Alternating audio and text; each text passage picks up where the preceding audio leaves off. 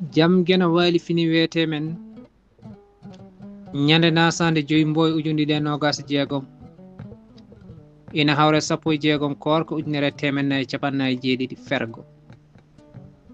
konguɗi ɗaɓɓi dokkal ngorondi ɓurti ina rewne hen rokka juuɗe rokka koyɗe yara reedu firti koko neɗɗo moƴƴi ko fof yo dañ ko heddori ɗiɓi waade kono felore ni so a rokki ha a rokki ko jarannoɗa nganuma yettoma Duɗal Pulaar Murtuɗo ɓiɓɓe leydi kawtal jangoɓe serɓe lejji hodduɓe galleji jiidi tan ko renduɓe golleji gollen mecce diwten yowitare jangen gande jayno birnidi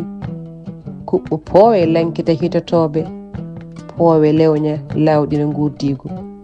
yo huɓɓu fooyna ha fooyo yebiɓe bitta gadde gubbita safruji sirlu kode gandal saktima gande weeyo niɓɓere yeynima sakti gande holliti yontaji jabni rendo gande ko jogitare tafen pelle kuccam gotagu diɗɗe dente doole ko ɓamtare gasen pengle darnen tugnorde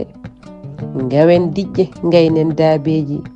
ndemin guura faggude men yaaja diɗɗe pelle kisnen laddeji jeeri waalo jeyi men soñama kaɓɓodiran pewnen ndendandi yo golle goot yantay dartiji yonta pinen jaɓɓal waylima Pulaar Wolof ɗemɗe ko jangade Arab sonike jaaden e mbaylandi yo lewlewe jayno jangen yummajje yo yayno yaaja jeeɗen e nanade nangodiren diwten ɓe mballani yo jaltu keeri jeyi men nuskani kiwen ornoɗen woɗɗo borsaji Diallo Abdoul Saydou ɓoggel Fadoua sawto ko Aissata Ndiaye Duɗal Pulaar Murtuɗo Diop yo jaam ñallu ñallene nder hen